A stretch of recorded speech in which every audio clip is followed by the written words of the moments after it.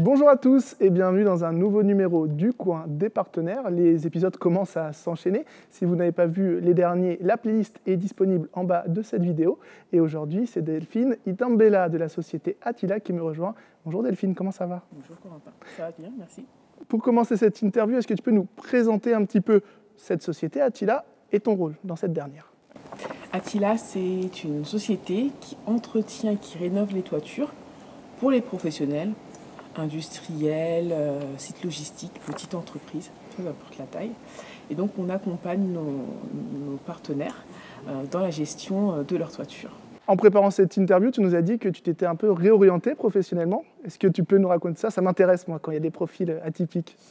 Oui, puisqu'avant d'être dans le bâtiment, j'avais des centres de minceur et d'anti-âge. Voilà.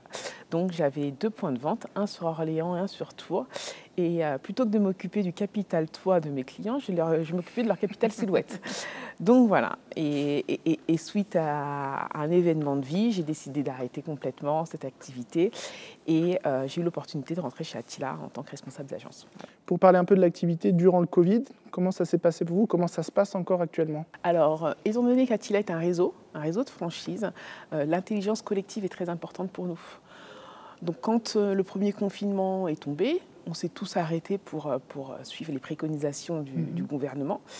Et on a tous ensemble réfléchi à la reprise, à comment on allait faire pour cette reprise, comment on allait s'organiser, comment on allait équiper nos techniciens pour qu'ils soient en sécurité, pour qu'ils puissent mettre en sécurité nos clients. Tout ça, ça a pris à peu près un mois. Puis le 22 avril, tout le monde était de retour sur les chantiers. Voilà. On part sur 2021, on espère que ça sera mieux. Ce n'est pas le cas pour l'instant. Est-ce qu'il y a des projets au niveau de l'entreprise pour cette nouvelle année?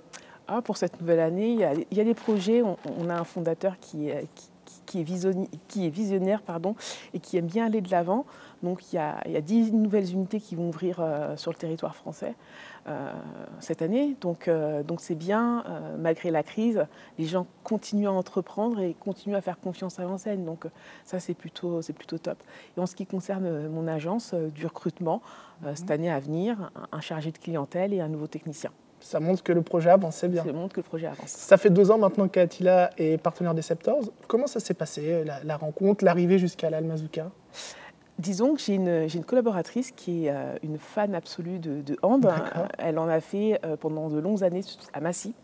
Et donc, on avait ce point commun du sport collectif qu'on aimait particulièrement toutes les deux.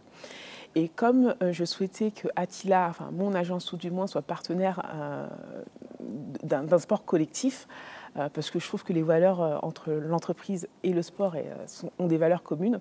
Le hand, ça nous allait bien parce que c'est un sport d'intérieur, parce que l'ambiance est sympathique, parce que Clara adore ça. Et donc, ça s'est fait comme ça. Ok. Est-ce que tu as un souvenir, du coup, depuis que vous êtes là, ou un joueur peut-être qui t'a marqué plus qu'un autre? Moi, ça sera plutôt un souvenir d'équipe. C'était 2019, décembre, le match juste avant la trêve, où mon équipe et moi, on sommes venus assister au match. De mémoire, les Septors ont gagné. On avait passé une super soirée. On s'était prolongé jusqu'à peut-être 1 heure sur le parking avec d'autres partenaires à discuter. Donc, c'est ces moments-là qui nous manquent. Pour ton équipe, c'est important dans cette cohésion aussi de se retrouver peut-être hors l'agence? Oui, ouais, on est des êtres humains, on a quand même besoin de contact. Et effectivement, que ce soit en dehors de l'agence ou en partageant des moments comme ça, c'est des choses qui nous font du bien. Tu l'as dit, tu voulais que ton agence soit partenaire d'un sport collectif. Tu trouves beaucoup de valeurs communes, c'est ça?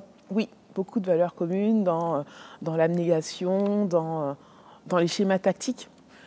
Ça peut paraître bizarre, mais quand le coach met un schéma tactique pour arriver à un but précis, dans le monde de l'entreprise, c'est pareil. On met en place des schémas pour atteindre un but précis et emmener le collectif dans cet objectif. Donc, ouais, beaucoup de valeurs communes. Tu es quelqu'un de sportif. Si tu devais choisir un sport en particulier que tu devais pratiquer le restant de tes jours, ça serait quoi et pourquoi? C'est pas facile. C'est pas facile. C'est pas facile. Je pense que ce serait le footing. Parce que ça peut se pratiquer de manière assez facile. On n'a pas besoin de grand-chose si ce n'est d'une paire de baskets. Et on est en extérieur. Et être à l'extérieur, ça fait du bien. Tu as d'autres passions en dehors du sport? Alors, j'aime chanter fort et faux. D'accord. Donc, je vais t'épargner pour aujourd'hui. J'aime cuisiner et j'aime voyager. Et justement, des projets peut-être là, quand ça sera possible. Je ne sais pas si c'est demain, mais en tout cas. Alors moi, j'ai eu la grande chance de partir en vacances juste avant le confinement. Je suis rentrée le 13 mars et le 16 mars, on était confinés. Donc j'ai eu la chance d'aller dans les îles en Martinique avec mon mari. Donc on a passé un super moment. Et ça nous a donné envie de voyager plus souvent avec les enfants. Et je pense que le prochain voyage, ce sera la réunion en famille. Tiens. Sympa, bon, on te le souhaite en tout cas. Merci beaucoup Delphine d'avoir été avec nous. Merci Corentin. On se retrouve très vite pour un nouveau numéro du Coin des Partenaires. Salut.